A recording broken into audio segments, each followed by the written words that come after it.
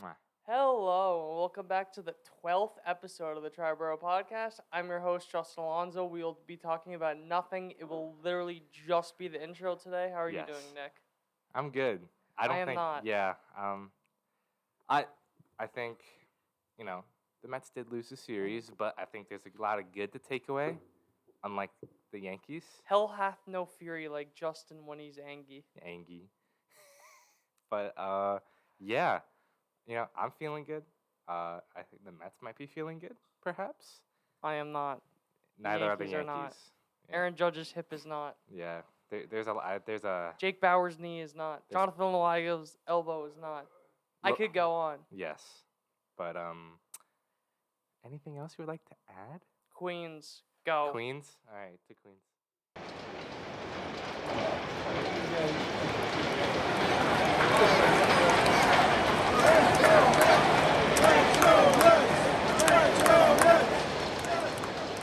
Now entering Queens. Everybody, welcome back to Queens, where the Mets lost the series to Atlanta and lost a lot of games to rain and Mother Nature.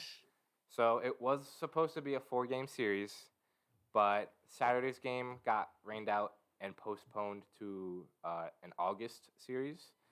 And Sunday's game was also rained out, but they played a doubleheader on Monday. April showers bring May flowers, even though it's raining earlier today. I know. Listen, I'm done. I'm sick of April showers. I want more rain. Stop. I love thunderstorms. Yes, but not for baseball. Fair. But get a dome. Maybe they would have split, but the Mets did lose the series. They won the last game, but we'll get into that. But first, as always, your injury report brought to you by Triboro MD. Not much to talk about this week, which Lucky is bastard. Nice, I suppose. Justin Verlander had his rehab start. He went 4 2/3, 2 hits, 0 runs, 1 walk, and 6 Ks. This was against AA players, so I feel bad a little bit, but it's okay. He looks good. He feels ready. Hydrogen bomb versus coughing baby. I know. And he's on track to come back later this week. And the only other injury of note is Brooks Raley went on the 15-day IL with elbow inflammation. You never love to hear that. Nope. But anything elbow inflammation, forearm tightness for a pitcher. DeGrom. But that's really, I'm hoping, nothing too serious. But the corresponding move that Steven Nagosic is back, who pitched very well in the doubleheader, I might say. So he's back. He was on the IL with an elbow contusion, I believe. So he's back, and he pitched. But to get into things, Game 1, which was rained out. Well, yes. So Game 1 only went 5 innings, which is an official game. So that way you play most of the game. Right, you played most of the game, so it's quote-unquote official. So they played 5 innings, and then it was called off. So who knows what would have happened, but the Mets did lose this game 4-0. David Peterson pitched this game, I mean. He cruised through 4 innings and then ran into trouble in the 5th inning, which, of course, is really the inning that mattered the most. He gave up an RBI single to Was it Acuna. raining in the 5th? I'm just curious. It was raining, the entire game. Okay. Yeah. So I didn't know if it was, one of those things, the rain came, and then it just came, okay. Right, but it was, consistent. Maybe got a little hard in the 5th inning, but he cruised through 4 innings, ran into the trouble in the 5th, gave up an RBI single to Acuna, and then laid a slider right down the middle for Matt Olson to absolutely demolish. Not a good idea. And let me just put this in perspective. Matt Olson has been abysmal against lefties. He has not hit a home run against a lefty until David Peterson served up this meatball. To be fair, doesn't he have reverse splits usually, in his career?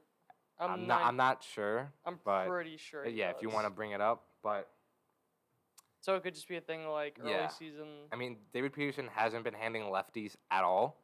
Being a lefty, you kind of hope that would where he would excel, but he's not.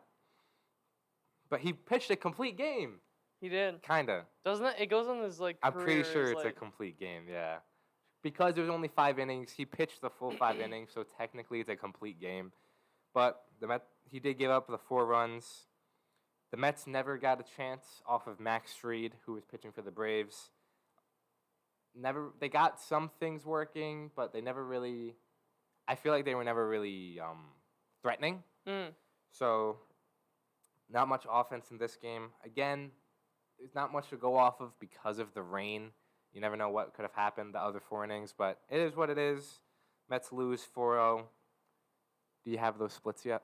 I do. I'm incorrect. You're incorrect? I am incorrect. Okay. I mean, in his career, 116 WRC plus versus lefties. Which is not bad by any means. 136 versus righties. Right. So it's like, Not for bad. a lefty, if you're positive against lefties, that's really Yeah, good. that's good. And you also have to remember that includes like his first couple years in Oakland, where he was like horrible. Yeah. Not horrible, but not the this. Matt Olson. Yeah. Yeah. So, that was game 1. Game 1 of the doubleheader. They put Denny Reyes to start. Mm-hmm. Would you like to know how long he lasted? Longer than Johnny Burrito in his first twin start. Yes, true. But shorter than him in his second twin start. Yes. Denny Reyes pitched 1 inning, gave up 5 hits, and 5 earned runs. That is good for what, 45 ERA? Something very high. 45.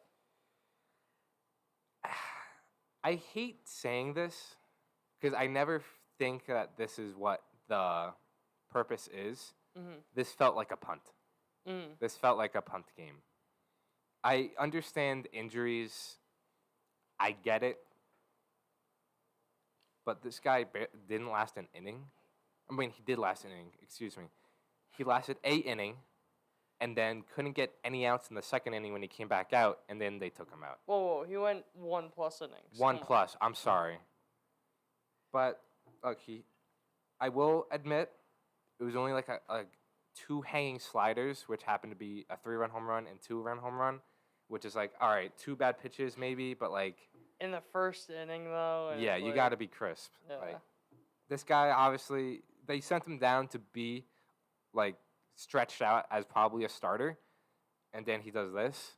Yeah. And he's probably, A, not ready, B, maybe he's just not a starter, and C, why the hell are you throwing him out there against the Braves? Literally, any other team, I couldn't care less. But the Braves, especially with the new schedule, where you play your division less. 13 times. Right. These games mean so much more, and you're basically throwing it away. Yeah. But the offense, on the other hand, tried their best to bring this game back. The final score was a 9-8 loss, so I'm not going to go through the whole scoring summary because we'll be here for a bit. So some big moments. Spencer Strider was pitching, by the way, who's been off to a fantastic start. They tagged him for like 4 or 5 runs. I forget. 5, I think. 5, yeah. 4. 4 or 5. Let me check my fantasy team. Yeah. But Alonso hit a 3-run home run.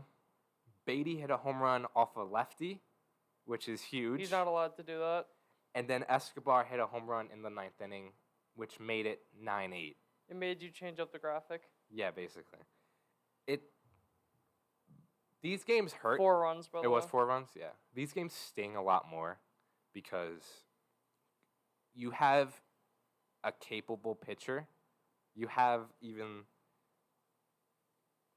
If Denny Reyes doesn't start and give up those 5 runs, you maybe win this game. Again, I don't want to say, like, what's the thing? The law of predetermined outcomes. That. Because you never know, but still. The guy gave up 5 runs in an inning plus. The Mets lost by 1 run. It sucks when the offense is there and the pitching is just nowhere to be found. Yeah. Because Denny Reyes was not good. John Curtis pitched an inning. He gave up a moonshot to Acuna. Oh, but that only was, the 1 run. Statcast lied on that. Yeah, I was like, what? They said it said 440. That was no way. No. 490 being what's it called? Conservative. Yeah, pack bonus. Yeah. But the offense tried. The pitching was nowhere. John Curtis pitched a good inning, gave up a run. Steven Nagosic, who I mentioned before, 2 2/3 scoreless innings. Huge. Jeff Brigham then hung a slider to, I believe it was slider, to Sean Murphy for his second 3-run home run of the game, which ultimately decided the game. So some questionable decisions by Buck. I'll get into that in a little bit. But overall, a really tough 9-8 loss But again, a lot to take from this, positives at least. Alonso hit a home run, 3-run home run off of Spencer Strider, who's been on fire. Beatty hit a home run, his second home run of the year, off a lefty. That's huge because now Buck can't say, like, oh, I can't play him against lefties. The old school mentality. Right. And this was not just like a little, it just got over the wall. This was like obliterated. Clear. Yeah, like there was no doubt. Yeah, there was no doubt this ball wasn't going out. And then Escobar, who hasn't played in a while, came off the bench and didn't hit a home run. I'll get into it a little bit later, but I think I want to start seeing a little bit more of Escobar.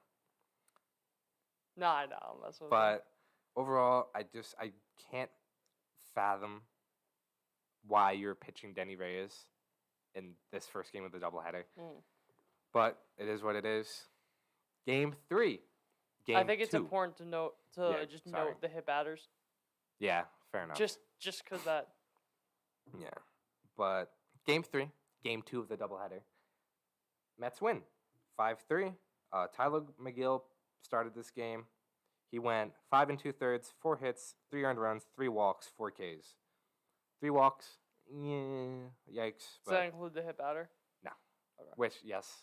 I just wanted I know. Clarify. Right. I think it's important. But okay, so you want to mention that now? Me or you? Either. I'll do it. Okay. So what was he? 0-2? 0-2. 0-2 on Acuna. You lost the first game of the doubleheader. Tyler Right. McGill is fighting for a rotation spot. He throws 99. He hits Acuna in the shoulder with a 94-mile-an-hour fastball that you could clearly see slips out of his hand. Right. Acuna ends up being taken out of the game day-to-day with shoulder contusion. A shoulder contusion, yeah. I hate that word. Which is a big boy word for bruise. Yes. I don't see how you could say that's intentional. A lot of people were screaming and, it was intentional. The Mets hate Acuna. The Mets are trash. Yes. Like, this guy, like you said, is fighting for a roster spot with Verlander and Scherzer coming back. You can make an argument fighting for his, career. Right. Like, you make an argument that's make or break for him this year. Right. I think this is his now 3rd year. So this is kind of, is he going to be starter? Is he going to be reliever type of thing? But I don't understand how it would be intentional if you're... 3rd year, by the way. Yeah, 3rd year. When you're up 0-2, to start the game... After losing that, after the Braves' offense is, cooking. Right. Like, I don't understand how you can see that as intentional. I understand it's frustrating. Like, I'd be pissed too if if Alonso. Lindor, Alonso, Nimmo, whoever gets hit really bad, has to get taken out of the game. I'd be pissed.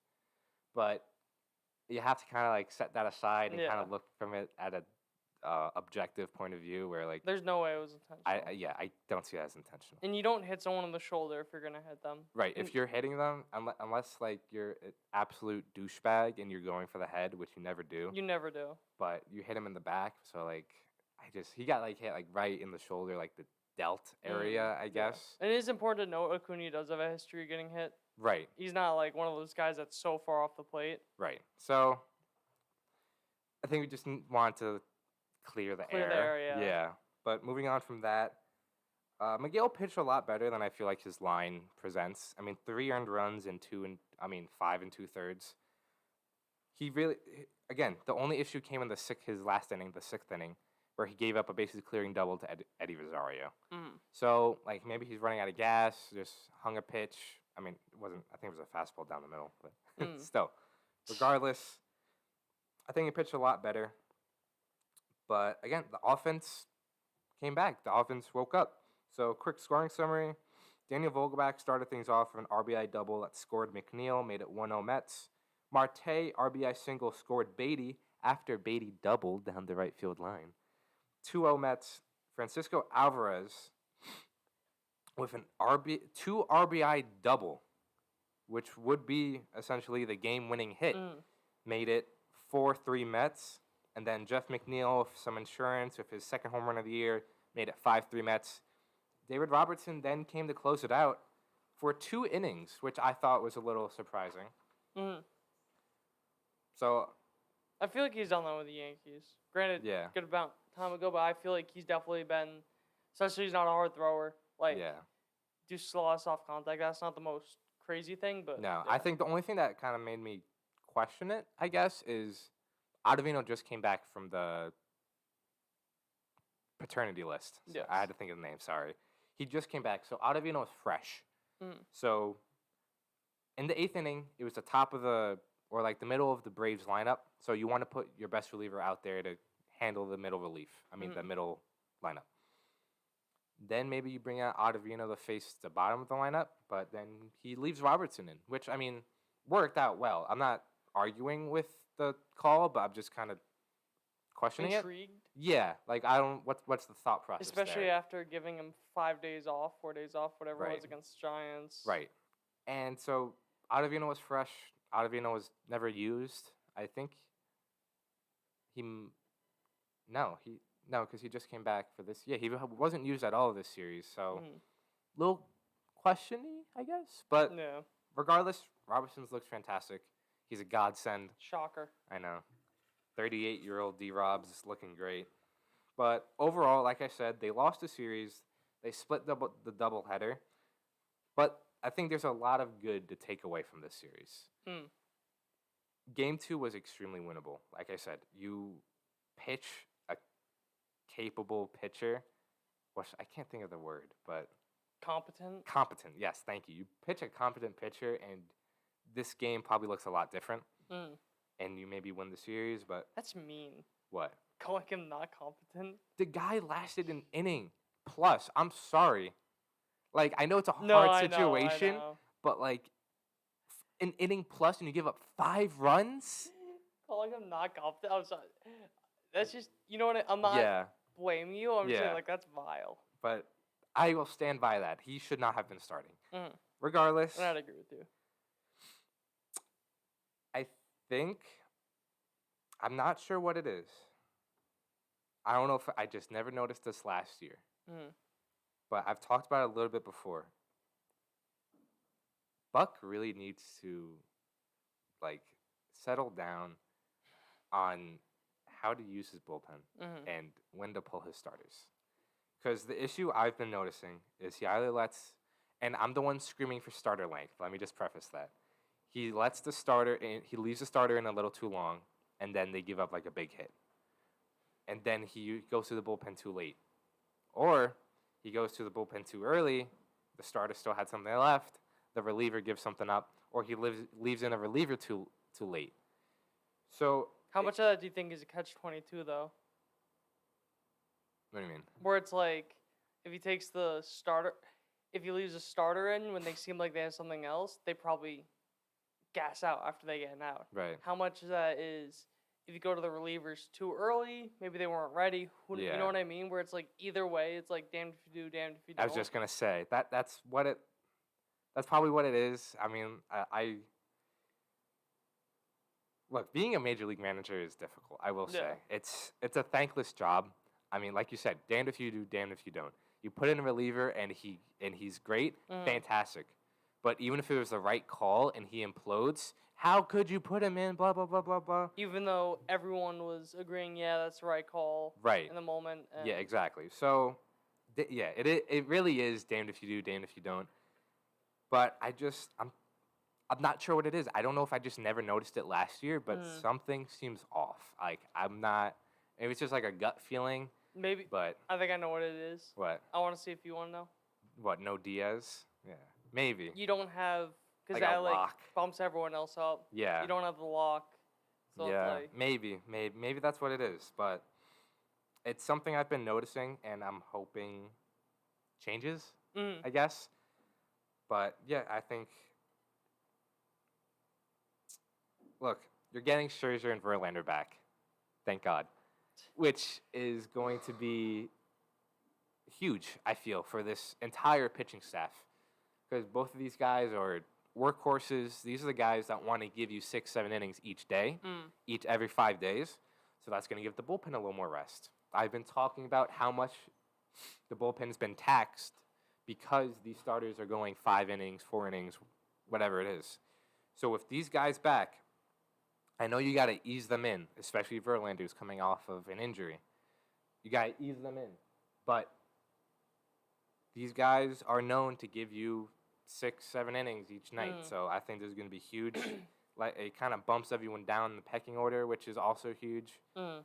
But that's what I have for that. I think the last thing I really want to not really discuss but touch on, David Peterson was optioned to AAA. I was just about thinking that. After his start against Atlanta on Friday, he was then optioned the following day. Mentioned it on the Instagram. Go follow if you're not. It's not a surprising move. It's more disappointing because obviously I've talked so much good about him, and he responds with a 7 ERA. Yeah. But he just needs to. I think he's like one pitch away, one tweak away from being really, really good. And by really good, I mean like a solid middle starting. Yeah. Like a decent 3, high high-end 3. 4. Yes, exactly. So I think, again, right move. He was the odd man out, I feel. I mean, Tyler McGill has been great, but he's been a hell of a lot better than Peterson. Joey Lucchesi's came up, and he's pitched really well. Rather him work on that pitch in the minors than than testing things out in the majors. So it was the right move, as much as disappointing as it was. You know, I hope. Look, you're gonna see him again. I doubt you're not, because he's huge for this pitching depth. And again, like I said, I think he's like one tweak away from being really good. So I hope he figures it out. We'll probably see him later in this season, but just thought we should touch on that. But overall, again, lost a series, a lot of good to take from this. Beatty looked good. Alvarez looks like he's kind of heating up a little bit. And yeah, so that was the Brave series. So a quick look ahead. Sorry, go ahead. I did not realize how good David Robertson's career was. Yeah. Because I just wanted to look at the numbers. Right. Just to see this year what he's doing. I did not realize how high of a strikeout guy he was. Really? He hits in 752 innings, 995 strikeouts. 95? 995. Yeah, he's almost had 1,000. Yeah. Nice. I was about to say that too. Wow. But he also has a career 2.85 ERA. Huh. I did not know his ERA was that good. Yeah. And he also was 11th in 2011, 11th in Cy Young, while only having one save. He was in 11th? Only had one save that year. Wow. Yeah. Huh. I did not realize how it kind of puts in underrated of a career he had. No, definitely. No, you're good. I think that's really worth mentioning because he's been off to a fantastic start. Yeah, I mean, 6.8 ERA in 12 games, 6 saves, 13.1 innings pitched, 18 strikeouts. Right. I mean, the innings pitched is a bit worrisome. We're only not even to game 30. But regardless, he's been a godsend. Thank you, David Robertson. We love you, David. This is a David Robertson pod. A David Robertson pod. This is now the D-Rob pod. Since we have no Dennis Santana. Yeah. We still love you. My guy. Our king. But to look ahead, the Mets are starting a 3-game series with the Detroit Tigers, which is very fitting because... And I picked up Eduardo Rodriguez already. You did. Joey Lucchesi is pitching the first game against Michael Lorenzen. But then, after that, you got Max Scherzer on... What's today? Yeah, you got Max Scherzer on Tuesday. Wednesday. Oh, Wednesday, yeah. Yeah. And then Justin Verlander Thursday. I feel like this is incredibly fitting. I mean, these guys pitched together in Detroit. Verlander started his career in Detroit, and this is where he's going to make his first start as a Met in Detroit.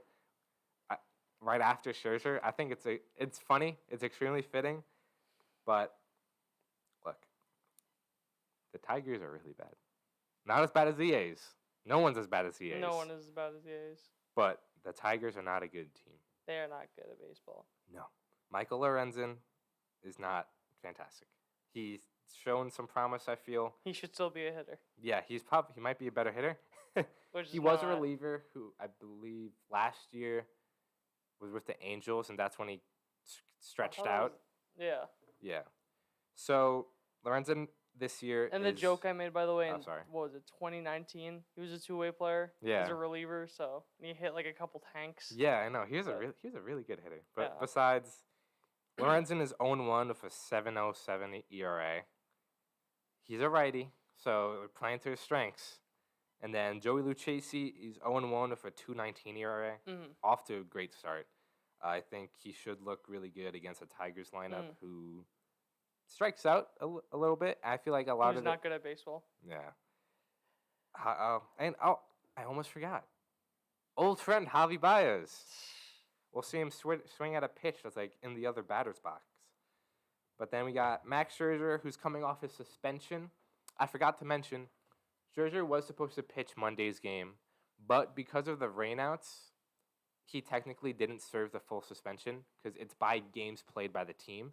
So since they got rained out Saturday and Sunday, his suspension is then over, I believe today or tomorrow instead of Monday. He'll be able to pitch on Wednesday, yeah. So that's why he's pitching Wednesday. But he's going against Joey Wentz. Yeah, I'm not really sure either. Who? He's 0-3 with a 6.45 ERA.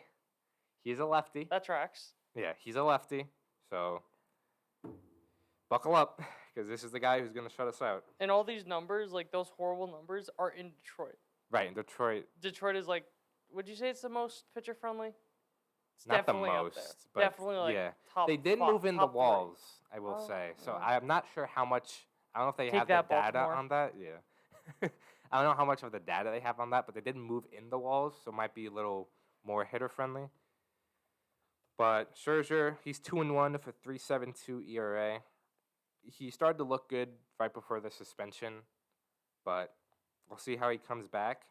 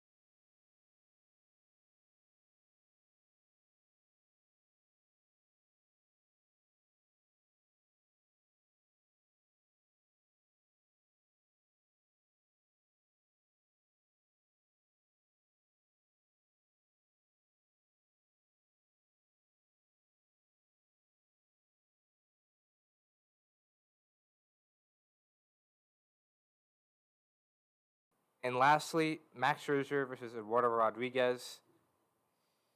My bad. Sorry. Justin Verlander versus Eduardo Rodriguez. I got them mixed up. Yeah? They're coming in the same week. I'm excited. You know, Verlander is finally making his debut. But Verlander making his debut. Eduardo Rodriguez is off to a great start. He's 2-2 with a 2.21 ERA. And did he have a no-hitter going? Or something like that? He had like a really good game. But I mean, you know, you've seen him through Yankees. He was on the Red Sox. He will either be very good or very bad. Right. There's no in between. Right. And like I said, he is a lefty. So something to note. But going off of that, I kind of mentioned it before. I want to see Escobar a little more. Whether that's at DH. No, that's at DH because Beatty's playing third. But Tommy Pham hasn't really gotten it going in a while, I want to say. He kind of cooled off significantly. But I want to see Escobar at DH. He hit the home run he hit against the Braves was off AJ Minter, who is a lefty. Mm-hmm. So just to kind of, plus I feel like he needs more reps too. He's been sitting like for almost a week now, so I'd like to see that. But lastly, I'm like barely in the frame, by the way. Would you like me to fix that for you? If you would like. Hold, please.